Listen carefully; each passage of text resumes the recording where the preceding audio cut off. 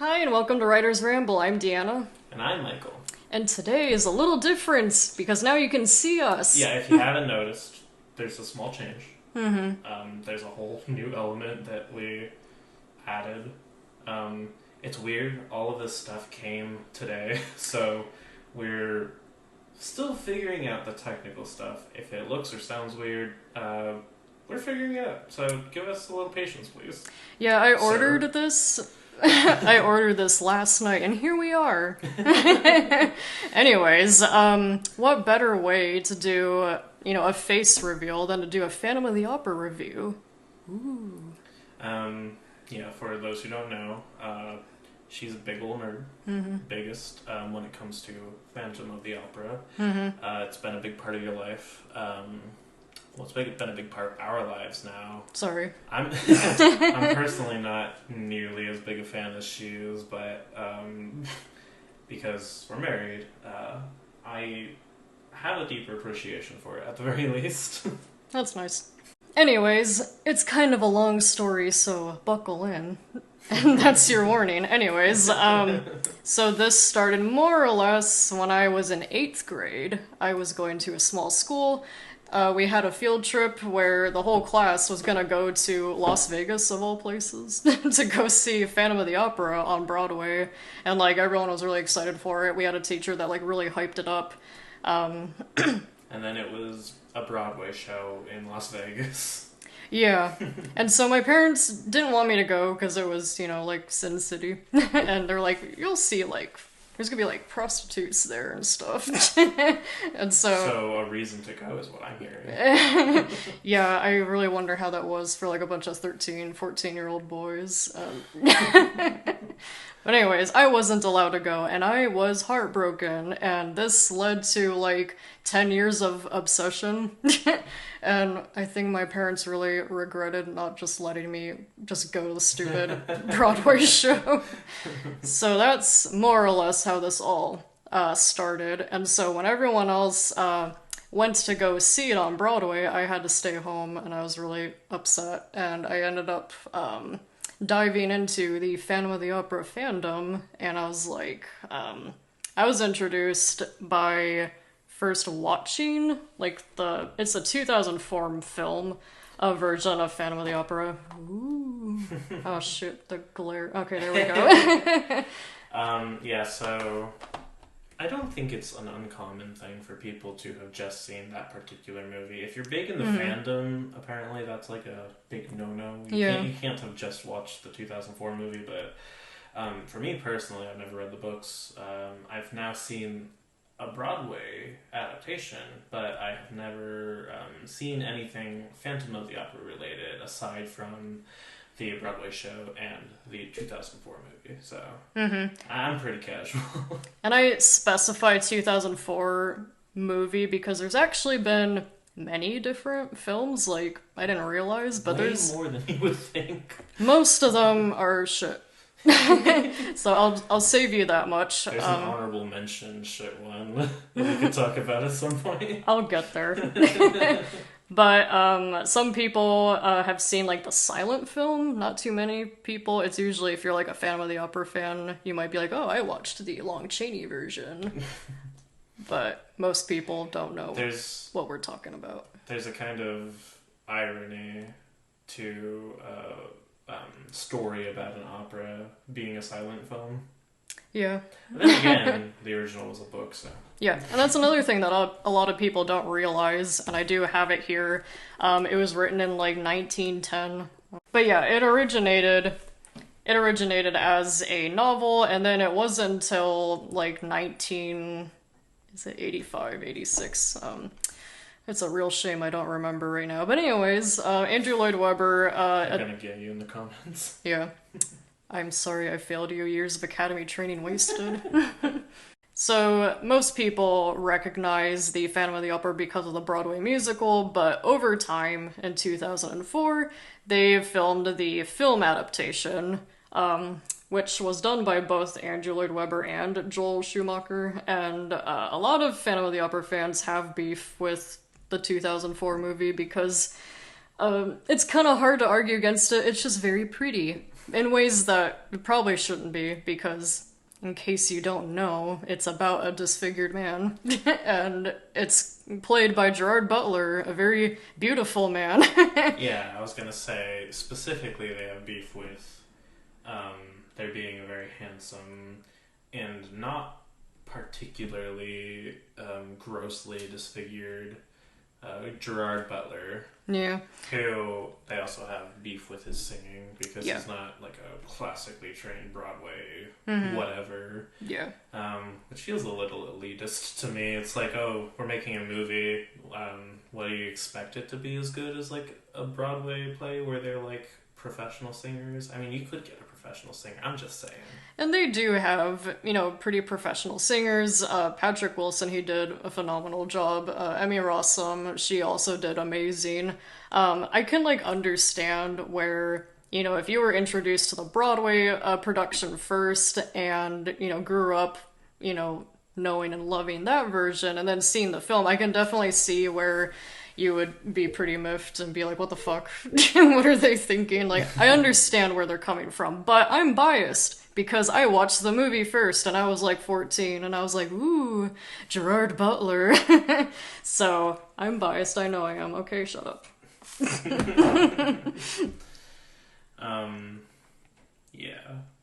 I do feel like the critiques are valid though, because kind of goes against the whole idea of the plot to have a very I know. handsome, not particularly disfigured person. It's pretty stark in contrast to the book, where he's described as being very corpse-like. Doesn't even have a nose. Yeah. Like Voldemort. If you're familiar with the novel, you'll know that he basically is like a rotting corpse. Like, it's not just his face, not even just half of his face that's disfigured. It's his just entire body. All of it. Yeah. And so I would actually argue that whenever people give the 2004 movie a lot of shit, it started with, I would argue the musical first, but there's technically other adaptations where he's less ugly as well. But I would say that the Broadway musical mostly started it, but there are reasonings for it. Like, they needed, originally they had where, the Phantom, which his name is Eric in the book, but they don't say that in the musical. Which is a crazy thing to me because, knowing you, I've known his name for a long time. And then you mentioned at one point, like, oh yeah, they never actually say it in the movie. And then I thought back and I was like, yeah, I guess they don't.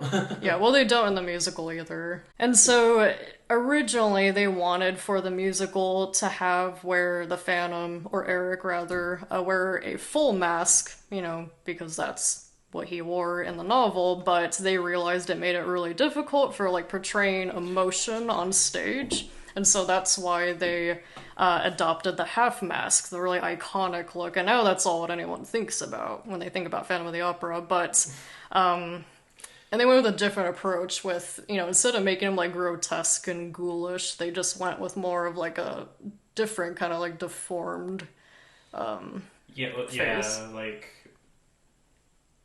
It went from full body to just face, and then they're like, well, we gotta see his face, so it's half of his face. A little less than half of his face. Yeah, sure.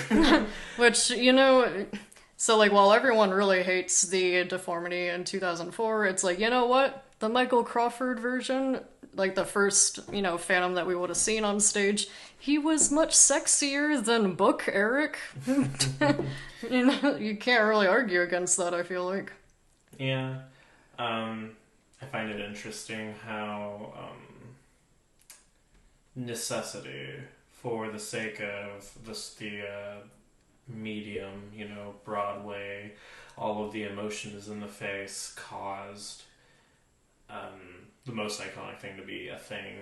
And it really wouldn't be as iconic, I feel like, if it was just a whole mask. It really wouldn't look that interesting. A white mask that's kind of featureless. Look like a ski mask. It wouldn't really do much for you, but I don't think there's anything else any other sort of story that has that specific, kind of that shape. And so, like, as you know, I didn't get to see Phantom of the Opera with, like, my classmates and everything, and I was, like, eternally sad, and my life was ruined. And so during this time, I, dove into, like, watching the different movies, like, reading the original novel. I also, it's a terrible book cover, honestly. It looks like it was done with really shitty, like, Photoshop. Oh man, I don't think I've seen this before. Really? No. There's a cover that's way better, I personally really enjoyed this version. It's basically a retelling of like Eric's life, which, if you know anything about Phantom of the Opera, he's a really interesting character. So I was very intrigued. I got it for like I think Christmas when I was like 15, and I was stoked. Look at that, like 2005 ass 3D model of a white mask. Yeah. Again, there's a version that has a much prettier cover. But oh well, oh well. I don't think you mentioned that one's called Phantom. Yeah, Just Phantom. Yeah, it's called Phantom by Susan Kay. We're doing a great job at describing things. Thank you. And so, also during this time, I dove into writing fan fictions of Phantom of the Opera, because you got to when you're like 14, and you're obsessed with the story. That's just the natural progression of being a fangirl. If you say so. Or reading the fan fictions. You're not a fangirl, you don't get it.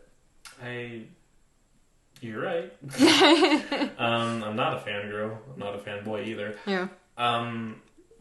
You had was it second most reviewed Phantom of the Opera story? I don't mean to toot my own horn here, but I'm tooting it for you. Thank you, I appreciate it. But yeah, so I was 14, and I, within like 13 months, like wrote a whole fucking novel and posted on fanfiction, and it was very wordy. It's not good. And I'm actually in the process of rewriting it. I'm about halfway through. Now that it's been like 10, 11 years later. She's in the process of rewriting it, so now is your chance to read the really bad original version as soon as possible. Go, go, go! But for a while it was the second most reviewed. It's not anymore, but I was really excited that it did that well, considering how bad it was. I probably had very young readers, and I appreciate you guys. Thank you for building up my self-confidence. I felt like a little, like, famous author. You did good for your, age bracket. You were 14, your audience were like 14. Or 12. Or 12, whatever. You were doing good according to your peers. Mm-hmm. Which is not necessarily a bad thing, even though, they were 12 to 14. I still appreciate that time period. I look back on it fondly. I can't fucking talk today. But, yeah, I think about, like, that period of my life. It was also the same time I met you, actually. We both met, freshman year in high school. Like, that year was just fucking bomb. It was awesome. But anyways, I digress. And so while I was a big fangirl all throughout high school, I drove everyone I loved absolutely insane by talking about it all the time, and I'm really sorry, guys. I know it's... confirm I was one of the friends she would talk to about it. You were sitting by me at lunch. I figured, he chose this. I will torture him anyways. And so... I feel like that's a good way to not have friends. You're lucky that you were patient. Yeah, really. I'm sorry. That's okay. I also drove my parents crazy. Like, it was my goal to figure out ways to turn any conversation into Phantom of the Opera. And, like, I realize now that I'm older that that's really fucking cringe. And so I am appreciative that everyone, tolerated me. But I was just happy to have friends. Aw. But anyways, then more recently, it would have been 2 years ago actually. At this point, but at this point, me and Michael were we were living together. We were. Yeah, you skipped a fair bit. And I mean, I'm not trying to get into all of it, but like we graduated high school, and it was Yeah. actually only after that we started dating. Yeah. And then eventually, I was living in an entirely different state. There's a whole lot she didn't mention there. There's a lot. I had to move back. We did long distance for nearly just over a year, and then I moved back in with her. Yeah, that's a whole other story. Oh, and then you were going to go to France. And then couldn't because of COVID. Mm-hmm. It's a whole thing. Yeah, we're not going to get into it, but just know that there was a lot to it. Yeah, so eventually, me and Michael were able to go to Paris along with my brother and my sister-in-law. She's really, well, they're both awesome. I'm just like favoring Nicole here. She's cool. You're okay too, Cody. Cody's alright, you know. He's an awesome brother. He only planned the whole trip, no biggie. Yeah, he's great at planning things. But I was really excited to go to Paris and not, see the Eiffel Tower so much as see the Opera Garnier, because that, or rather the story of the Phantom of the Opera is set in the Opera Garnier, a real-life opera house. So I was really stoked to go, and because you're really awesome, he proposed to me right outside the steps of the opera house. And I always say, as a sort of counterpoint to her calling me awesome, we've been dating for a while, so it was like, sort of written on the wall. It was coming up regardless. I was invited to go to France with them, which I wasn't the first time, because I had just moved down. We hadn't been dating as long. So the idea of proposing to her was something that I was like, yeah, I want to do that. That was like something I definitely wanted to do. And I was like, well, I should get the ring as soon as I can. And then, wait a minute, put two and two together. Going to Paris, getting a ring, it's like everybody's the stars, dream, the stars aligned. Yeah, so it was really very coincidental. And then, of course, it was the most thoughtfulness I can give myself is that I didn't do it at the Eiffel Tower like everybody else would have, most likely, because I know what she likes. It's hard not to know what she likes, though, when she talks about it as much as she does, so it's still not even, like, the most big brain move I could have done. It was just, like, kind of the most obvious course when you really sit back and think about it. But yeah, I get to say that I proposed to you at the Opera Garnier, and that was a very big, important thing to you. And I was trying. It just happened to be very easy. So good job for that. And then more recently, while we were planning getting married, which we recently got married, like, how many months has it been now? That was March. So it's August now. It's been about 6 months.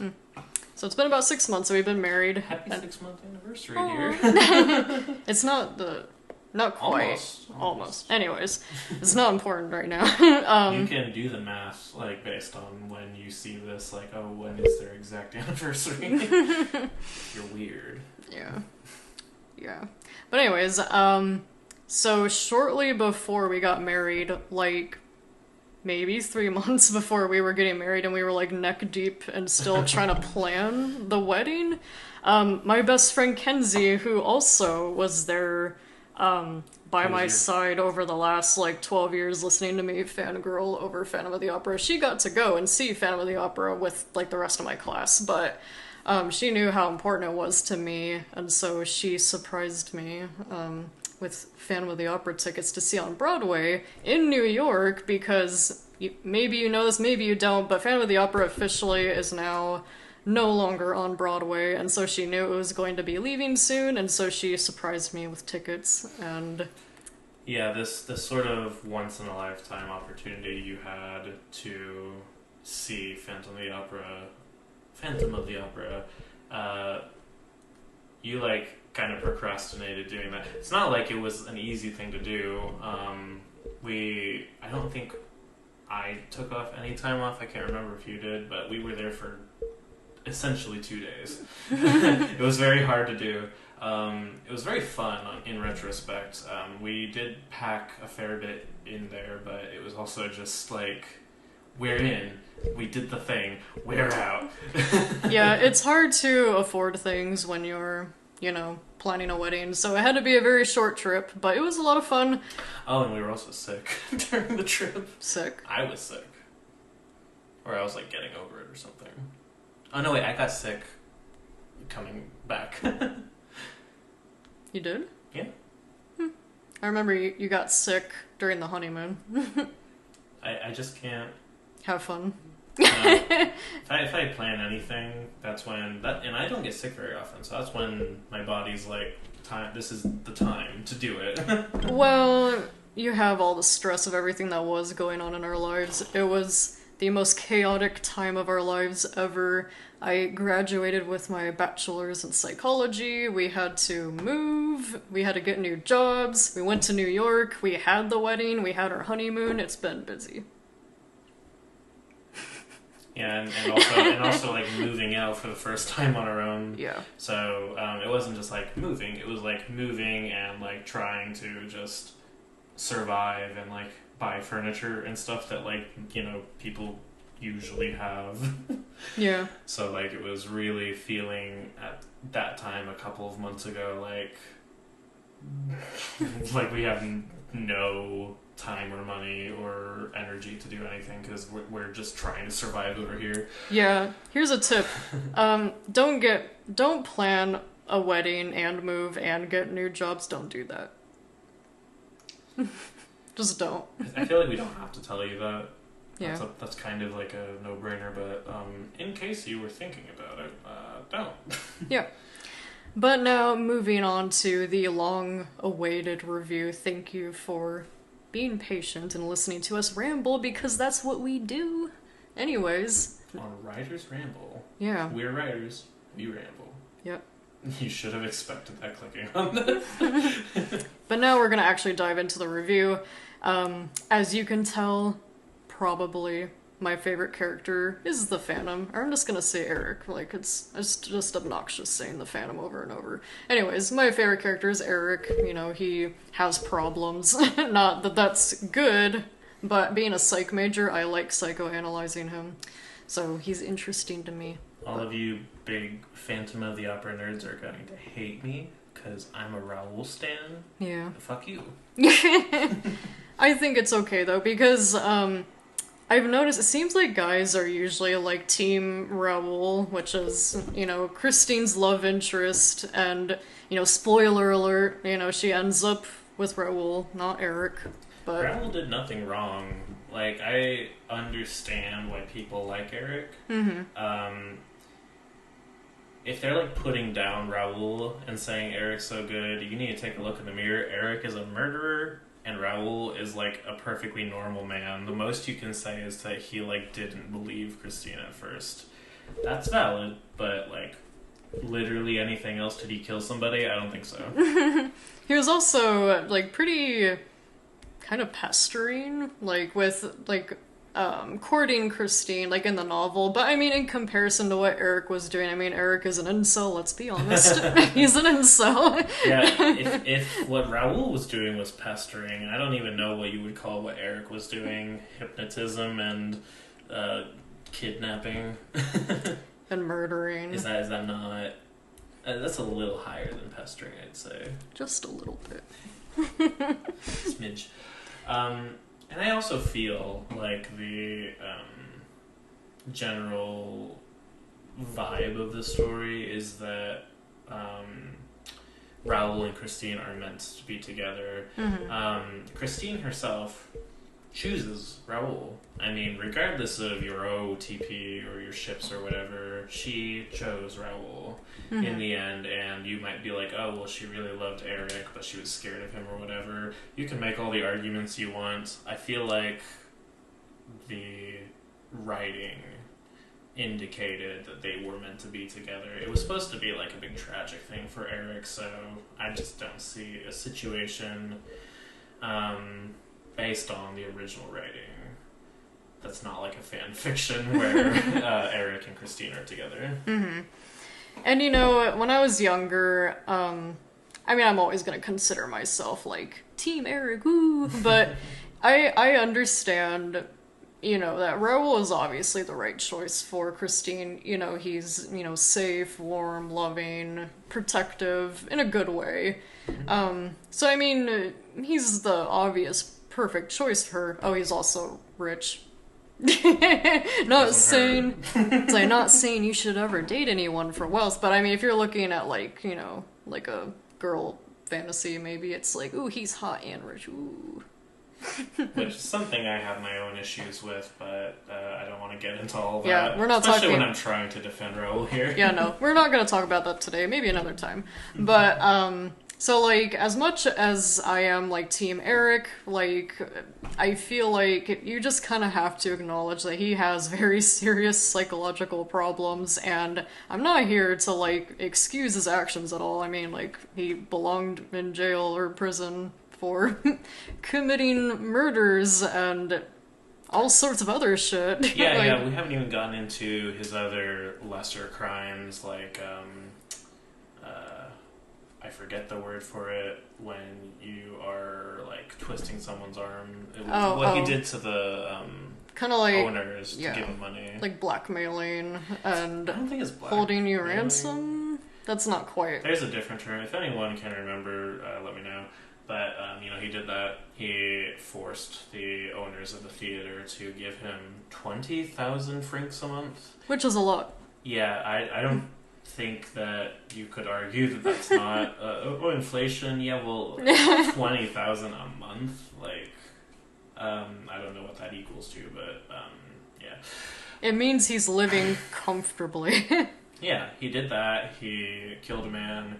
He generally was a nuisance to the entire affair from the beginning. You could argue very easily, I feel like, that he groomed Christine. I mean... It's really...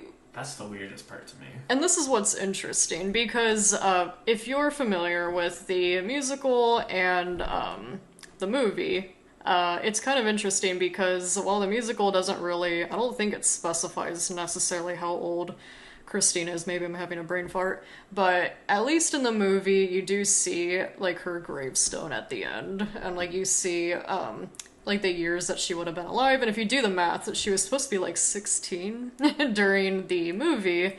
And while they don't specify how old Eric is in the movie, he was played by Gerard Butler, who was, like, 30...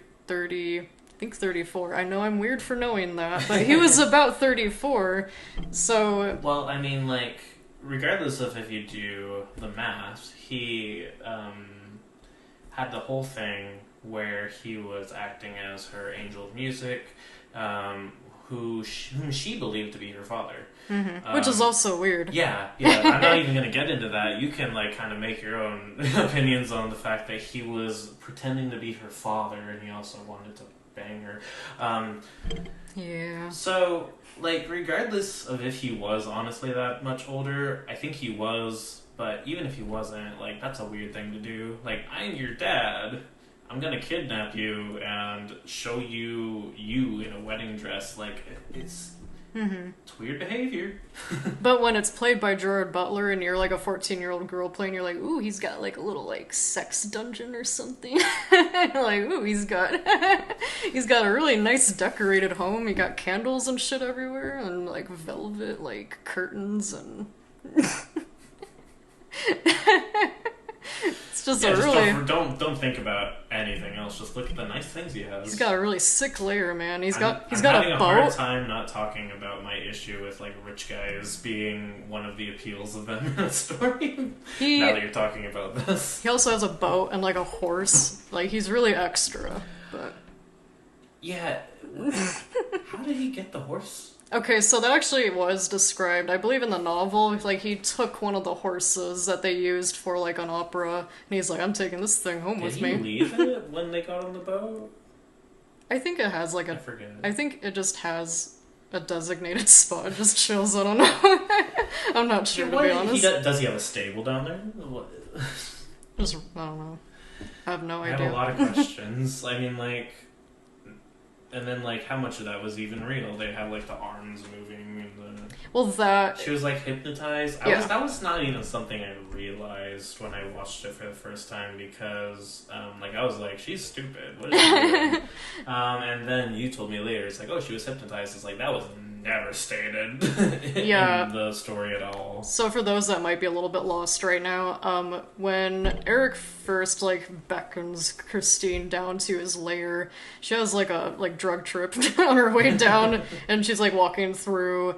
They like go through. Well, here's another problematic thing.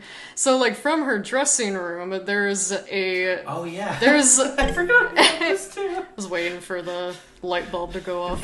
But so in her dressing room, and mind you, Christine, she's a newly famous opera singer. You know, she suddenly blew up in popularity, and everyone.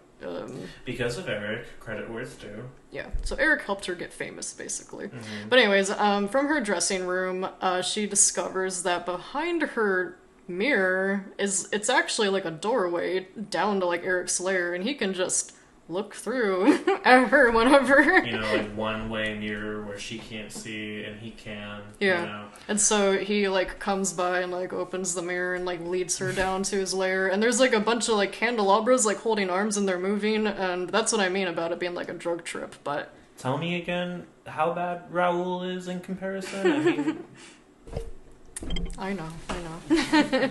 But anyways, as for the interesting choices like with the arms or just they're even kind of like holding candelabras and going there. yeah, they're moving. Anyways, interesting choices that they used for different like set designs and like the candelabras, and also just choosing to cast Gerard Butler, which is just blasphemy to musical fans. You can thank Joel Schumacher for that. I mean, I guess I'm not surprised. You know, he was a gay man. Of course, he's going to cast Gerard Butler, who's beautiful to look at. And that leads into my point. Which, thank you. Go on. That leads into my point, which is that, like, that whole scene is, like, symbolism for, like, seduction or whatever. Mm-hmm. The tone is very seductive. He's wearing, like, a fancy black outfit. I mean, he usually is, but he's got, like, a horse, and the music feels very weird for like a story that's set in like the 1800s. To me, it sounds like almost 80s, which was kind of like a weird sort of tonal whiplash for me when I was watching it for the first time. I was like, okay, this is happening now. But I mean, yeah, like there was like an electric guitar, which I think originated in the musical, because mind you, it was done in the 80s, so like they're probably like, ooh, make it like radical, I don't know. Make it sound modern and tubular. Yeah. Unless if that was introduced in the movie, I actually can't remember. But anyways, it sounds like overall that's kind of like the main reasons why I don't like Eric, because he's like, you know, creepy and like trying to get in her pants. Well, he's trying to marry her more specifically, but he wants both, you know. He's never been loved by anyone, and that's really heartbreaking. But anyways, that's kind of going into why I was always Team Eric, because so about like 3/4 of the way through the story, and they highlight on this more in the movie, you find out that when he was a child, he was part of like a freak show where he would be unmasked, and also like the guy that was like running the show was just like beating the shit out of him, and for whatever reason like everyone watching it was like pointing and laughing like like I don't know why you would laugh at that, that doesn't make sense, but Because that's the point of a freak show. that's just fucked up. That's what they did back in the day. That's why they would bring the freaks in. You have a beat a child. Funny, I don't know. I don't So, find it funny, but apparently their target audience were all Satan. They don't really show that in the Broadway version, but it's still alluded that he had like a really messed up past. And I think that's why so many, it's usually women, you know, well, not always women, but I'm kind of generalizing here, but usually you see where, all the girls are Team Eric and all the guys are Team Raoul. I feel like us girls, we can't help but feel really bad for Eric because he didn't deserve to be treated that way. And it's like kind of not a surprise that if you're like never shown love your entire life, like even his mom, she was like, oh shit, that kid's ugly. Like, that's a face not even a mom could love.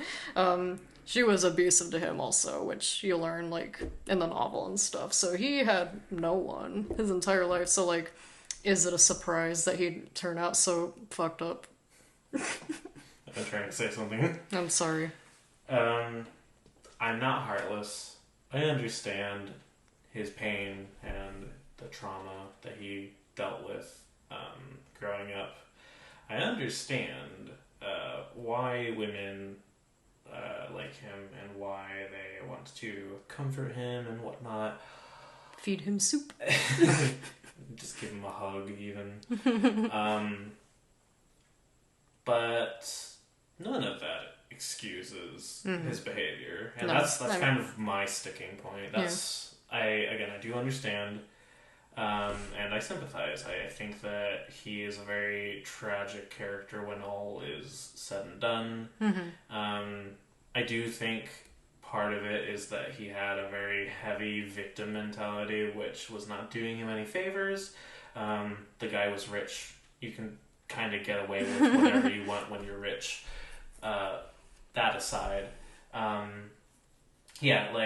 just ultimately, you can't change the fact he killed a man.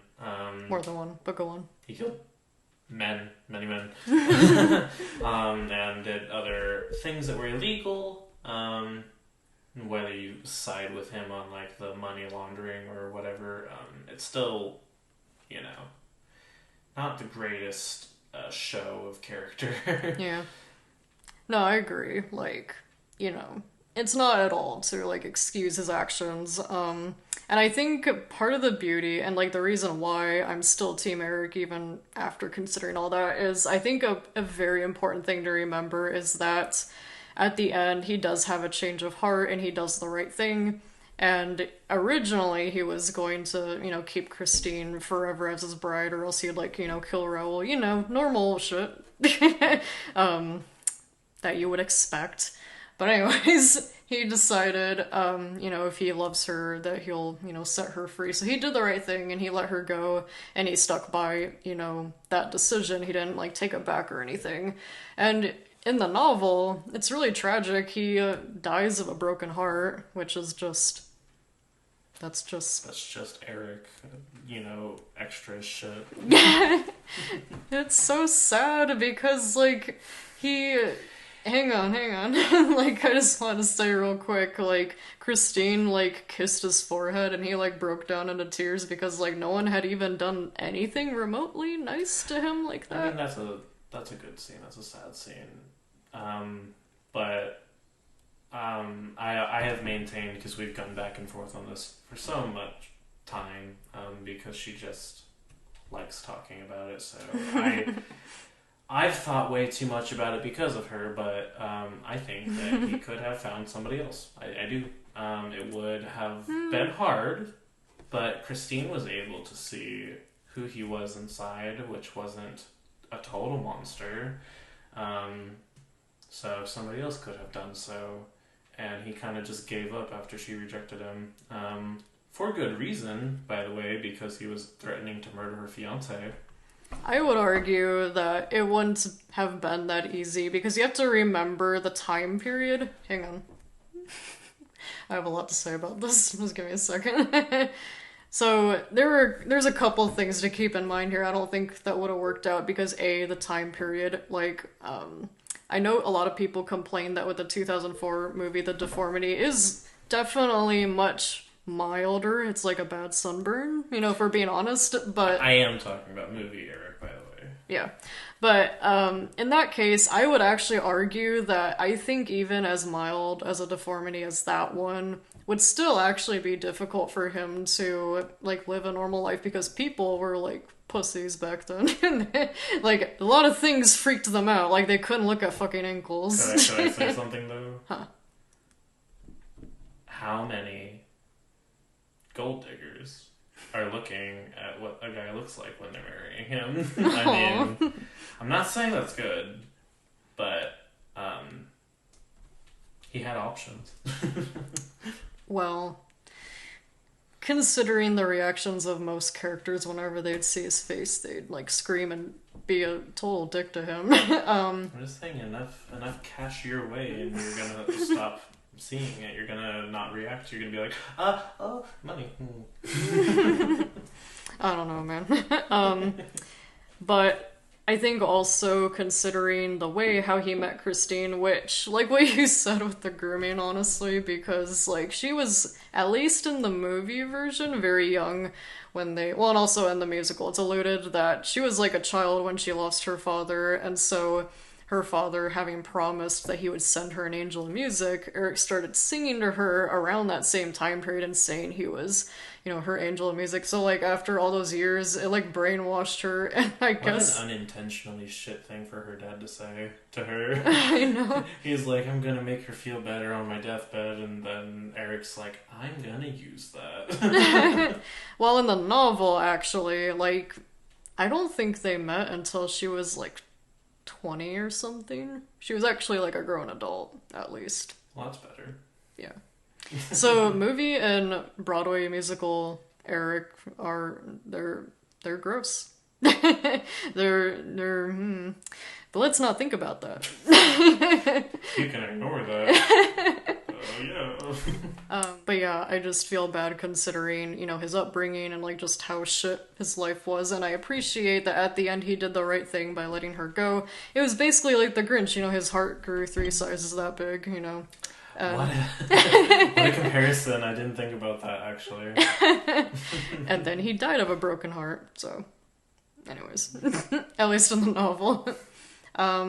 But I understand why you would be Team Ramble, because he's just overall a good guy, and they're clearly the right choice. Like, it's taken me many years to get to that point, because I'm no longer 14. I'm a grown adult. That's not too weird about it, I think, but here we are doing a whole podcast on it. And I'm not even saying, like, that Raoul is good just in comparison to Eric. He's a good guy, just through his actions. You see that he goes after Christine, he wants to save her, he's willing to risk his own neck to do so.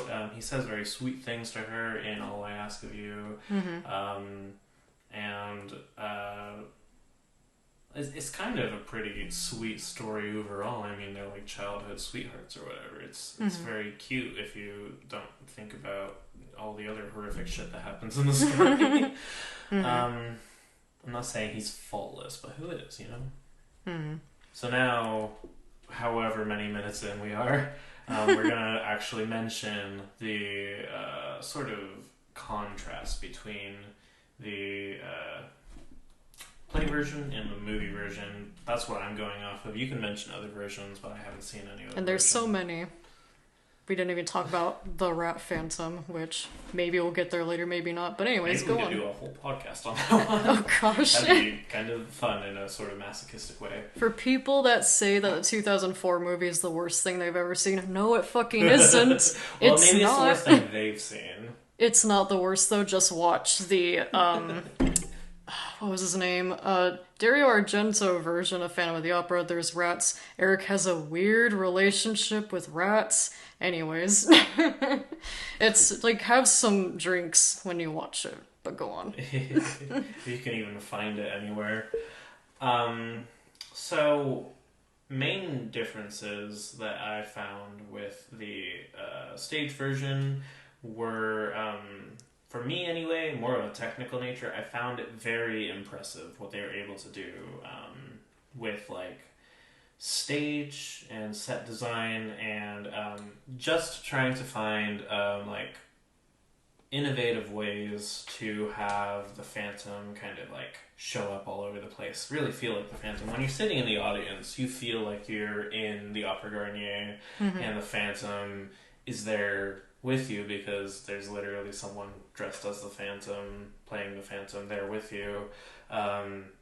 He's messing with you almost as much as he's messing with the characters on stage, because it's almost meta, like fourth wall breaking, how, you know, if you're watching the play, the chandelier, which falls in the movie and in the book and whatnot, actually, like, sort of halfway falls toward you. Spoilers, it doesn't actually hit the audience. Darn. I wanted Rats. someone to die. Where is my immersion? I wanted to be hit by the chandelier. But, you know, they do a lot in the ways of, like, just immersing you in the myth of the Phantom, having him just kind of pop up and be Phantom-esque. I feel like I felt that more watching the stage play than I ever felt watching the movie, because he doesn't do a lot of what I would, I guess, describe as phantom-y things in the movie, where he's, like, in the rafters and, like, appearing out of nowhere and behind shit. He does a couple of things in the movie, but you also see it from a sort of movie perspective, where it's like you kind of almost see behind the curtain as to how he did the thing, which you don't see as much with the stage version, because you're just sitting in, like, a sort of solitary spot. You don't see behind the mirror. Well, you kind of do, but you don't really see behind the mirror. He pops out of a surprising amount of places just randomly throughout the stage play, which I think is kind of fun. If you look up, you can see him in the rafters. He was on this sort of floating statue thing at one point, and I don't even know how he got up there. And shit like that was very fun for me. He had a weirdly large amount of explosives that he used in Fireball. the play. The whole sword fight in the graveyard from the 2004 movie in the play is just him standing on top of Christine's dad's gravestone and shooting sparklers at him, going He doesn't have... like a wizard. It's like he doesn't have a sword, he's got fireworks, baby. I mean, if they were lethal, fireworks, like an actual explosive, then I would think that would be better than a sword. But yeah, like, it was really cool being able to, like, see it in person. I'm sorry, I think you were about to say something. Oh, I was just going to say, in the stage play, he's, like, shooting the fireworks, and Christine and Raoul just kind of walk away. It's kind of awkward, if anything. Yeah. Like, I can see why for the movie they decided to include a sword fight, and I think it was also helpful for, like, maybe, like, guys that were, like, dragged to see, like, the movie. They're probably like, oh, action. Finally, yeah, some action. And it is a good scene, I feel like. But it is interesting seeing the differences, between the movie and the Broadway. Usually, there's a lot of, like, different costume designs that are, like, different. But it's overall the same story. I know a lot of people, like, while they give the movie a lot of shit, I don't really... It's more or less the same story. It's meant to be the same story. There's a few differences, and it's mostly like what you mentioned with the sword fight. I did see another... It's not Broadway production of Phantom of the Opera, but for a while they had a US tour version, and I saw it. You don't care for reasons. Well, I mean, like, I had a fun time. I was about 15, 16 at that time, and I thought it was gonna be my one chance of, seeing anything, Phantom of the Opera related, and it was still done by a lot of the same people that did Phantom of the Opera, but it was still different enough that certain things they did were really disappointing for me to see. Like, there's... You can get into it a little bit. Because I remember one of the things that you always complain about is the mask reveal. Yeah. Yeah. So we'll touch on this and then we'll move on. Well, okay, so both in the movie and the Broadway production, Christine unmasks Eric, and he freaks out and berates her and is just really scary about it. And in this case, like, she had snuck up behind him kind of thing and, like, took off his mask. And he wasn't really expecting that. Which is kind of a shitty thing for her to do. Mm-hmm. But it's kind of understandable. I mean, you were kidnapped by a man. So you might as well know what he looks like. Yeah. It's like, does Gerard Butler look good under that mask too? The answer is yes, but he would have you believe that he's a demon or whatever. Yeah, no, I know. But in the US tour version, I was just very... just shocked. I'll just say shocked. I can't think of a good enough word for it. I was flabbergasted. And so... Bamboozled, sure. Still not quite the right word. But, for lack of a better word, we'll just use bamboozled again. Your jimmies were twisted. Is that a phrase? I think I might have mixed two things up. I'm trying to think of funny ways. Don't mind me. Do we have Michael Scott over here? This is all out of amok.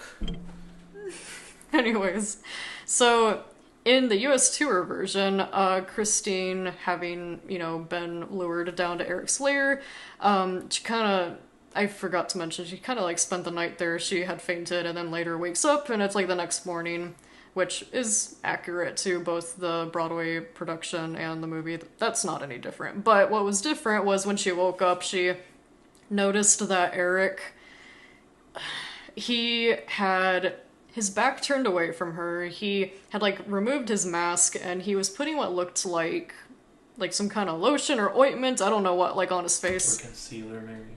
I don't know. But I figured maybe it was some kind of like ointment or moisturizer. He wants to look beautiful. Maybe it's Maybelline. But he was doing that and he didn't know that Christine had like woken up, and at this point I found it interesting. I was like, oh, well, that's an interesting touch that he's like taking care of himself. You don't really see that. And so I was kind of like curious with what they were doing with that. And then Christine like went up to him, approached him. She touched his shoulder. He turned and looked at her, and then he freaked out and was like, how dare you? And I was just sitting there like, what? I mean, it's like a natural reaction to like look at something that like caught your attention, but he's like Eric. He has like a deformity. He's like super sensitive about it. I just don't think you'd think he'd be like, yeah, like you'd think he would cover his face before acknowledging her, or maybe put his mask back on. But the fact that he turned, looked at her, and then freaked out, I was like, you're a fucking idiot. And yeah, and then he gets mad at her. Yeah, it's like not even her fault. And there's more. There's like another. There's more. Another thing that I was just so flabbergasted when I saw it. There's a scene before that, where Eric sings the music of the night, and this is him trying to, like win her over, and she's very much hypnotized during all this, and there's a particular line, in the Broadway musical, and the US tour uses the same music, so, like, that's the same. But there's a line, where he tells her to, like, close her eyes, and in other versions, she just closes her eyes. In this one, he, like, freaking, like, Christian Grey just whips out, like, a blindfold and puts it around her eyes. He, like, put it around her eyes and actually blindfolded her. And but then he said, like, didn't he, like, take it off, right, 2 seconds later? Yeah. What was the point? There wasn't.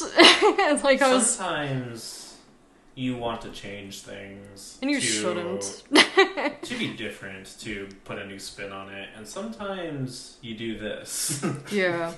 I am all for originality, but sometimes just don't. Just keep it as it is, Sometimes simpler is better. Yeah, Kiss, keep it simple, stupid. Yeah. Pretty basic writing advice. Mm-hmm. And I'm trying to think if there was anything else that was particularly offensive to me. There was one, actually. And then I'll leave it alone after this. So with the US tour version also, at the end, there's a whole scene. It's known as, like, the final lair scene, where you have Eric, Raoul, and Christine. They're all in the same room. They're in Eric's lair, and Eric is, like, getting ready to, like, kill Raoul, but And I want to say in the Broadway and movie version, Eric has a scene where he just kind of like pulls like Christine like towards him or kind of like away from Raoul. But in this version, in the US I'm tour trying to version, remember when this happened. it's during the final layer. Well, What you're thinking of, he like, pulled her away. Was that like when she ran up to him and he was like tied up and then he's like, "You're coming with me"? it's a similar idea. Okay. It was during that whole scene. Okay. But anyways, in the US tour version, they actually have like Eric's bed just kind of on stage, and like Eric like threw her down on the bed and like pinned her down, and like as someone that was like Team Eric, I was like, oh my gosh, no, that's really fucking rapey. What the fuck? I mean, would that have been any different than the eventuality where she chose Eric? She would have been choosing him only because of the blackmail. Is that any better? He had a whole thing about how he wanted her to like eventually like learn to love him, basically. That's not great either. Oh, I know. Like, sure, you would want that, but like she chose Raoul, and she only would have chosen Eric over Raoul because Raoul was going to die. So, is that any better? I mean, At least, like, in the novel, like, Eric was all about... He had a whole speech about how he was going to treat her very... Like, he was, what was the line he used? He'd be as gentle as a lamb and not do anything that, like, she didn't want, kind of thing. well, I Like, mean, I feel like that's an important real life lesson, though, because you can have the best of intentions. You can intend to be good to somebody if you're with them. Ultimately, though, you have to respect their wishes. Sometimes they just don't like you like that. Yeah. So for all you incels that are listening... If you love them, let them go. Not let you go. If you love them, let them go. If you love them, dissociate from your mortal form. Do astral projection. And you don't want to be with someone anyways that isn't interested in you. That's just tragic. Yeah, it wouldn't end well with them if she had chosen Eric, despite what everyone writing fanfics would say. I'd argue against it. But yeah, and you know what is kind of ironic is I feel like she might have chosen him at one point.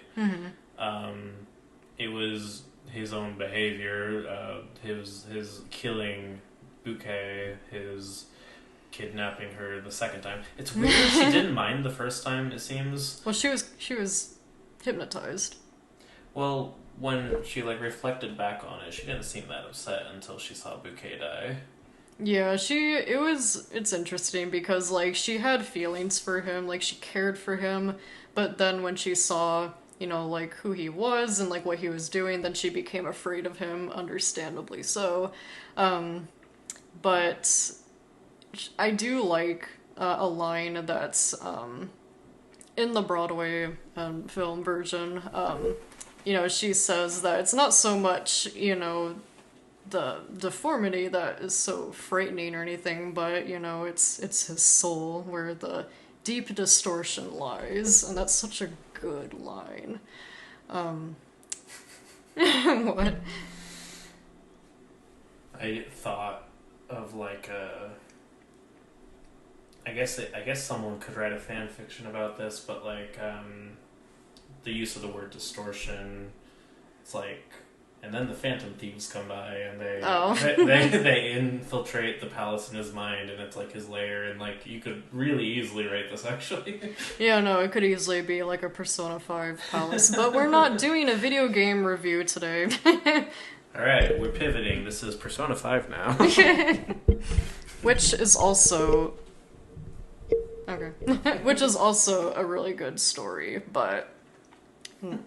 Gosh, you could have a really long podcast just on that, because it's a long-ass fucking game. Like, how many hours? Easily 100. Yeah. But anyways, we're not talking about that today. Is there anything else you wanted to add that you appreciated, or something that we just, like, haven't touched base on? I feel like that's most of my thoughts. I think I could have more I could say about Eric as a character that we haven't touched on. He's very complex, and that's yet another reason why I think he's appealing to women, because he is the antagonist in the story, but he is also the protagonist, which is a very interesting position for him to be in. I wouldn't really call him an anti-hero because he doesn't fulfill that role. He's not fighting a worse villain. I wouldn't call him a hero for obvious reasons, but it's hard to label him as a straight-up villain, He's even a sympathetic one, because in the end, he kind of had a change of heart. I would say he probably falls under the category of just a tragic villain. I suppose, but even then, like there's nuance to it, which I appreciate. I went into this wanting to talk about sort of the comparing and contrasting of the original story versus the play a lot more, and then I realized I didn't have a ton to say, so I'm content with what I had said. Yeah, it's a good story. Guys, if you are willing to show a little bit of emotion, it's actually a pretty engaging story despite being mainly romantic, and girls they probably already know about it. I find it interesting because, like, the Broadway and film versions, it's considered more, it's like a gothic romance. It leans into the romance more so than the novel. Like, it's still there in the novel, but it's more of kind of like a little bit of a horror and also kind of like a crime drama almost. Yeah, it's like, or a thriller. Yeah. Yeah. That's an interesting thing. The original novel is more akin to a horror story, and you can kind of get a feel for what that entails, just thinking about the physical difference between the musical version or the movie version and the original version, which was like a walking corpse without a nose, like, And his eyes glowed. His eyes glowed. He had like weirdly superhuman abilities. Yeah, I would argue that he wasn't actually a human being, because I don't think it's possible. Like, yeah. Humans' eyes don't glow, like, come on. Yeah, there's a reason he is mentioned in the same conversation with like Dracula or Frankenstein. And I think if anyone were to ever make another adaptation of the book specifically, they could get a lot of mileage out of leaning into it being a horror movie instead of a gothic romance.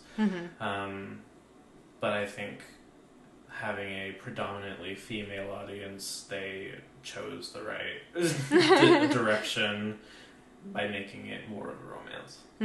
I could appreciate the novel for what it is, and obviously it's the original story, that's what's canon, but, I can't help but have a sweet spot for, the movie and the Broadway version. It's just very satisfying to me. I'm someone that I love period pieces. I also love gothic romances, so it's right up my alley.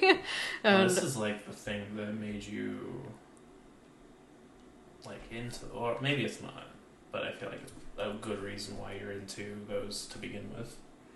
Possibly. I actually technically would have seen Phantom of the Opera the first time ever, like the movie. I was like 6. Like, my mom borrowed it from a friend, and I loved it even then. And like, really? Yeah. Do you remember your first viewing? Really? Yeah, I do. Oh, that's weird. So like, I was like 6 years old and like transfixed, and I was like, whoa, this is an interesting movie. I find it weird that even kids sometimes, like, if they watch it, I've seen where like a lot of kids are like, ooh, what's this? And like, ooh, what's this man with the mask? And ooh, like scary things happen too, but not too scary. You mentioned younger people watching it, and I can't help but think of my brother who he'll walk around throwing you under the bus, cried big alligator tears at the end of the movie when he let Christine go. He was bawling. It was hilarious. How old was he? Teens, like 13, 14, something like that. It's an appropriate reaction. It's a sad movie. I get it.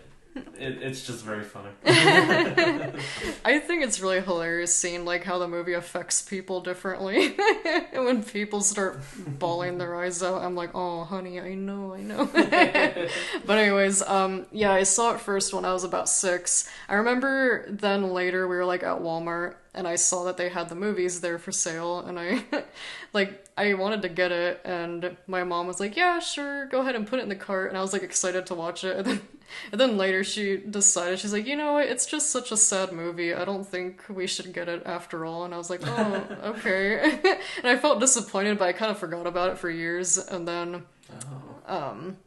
so that was actually technically where everything first started. So I was a fan even then. I just didn't own the movie for many years. And then what, like when you were a little older, you were just able to pay for it yourself, so you're like, I want to watch this.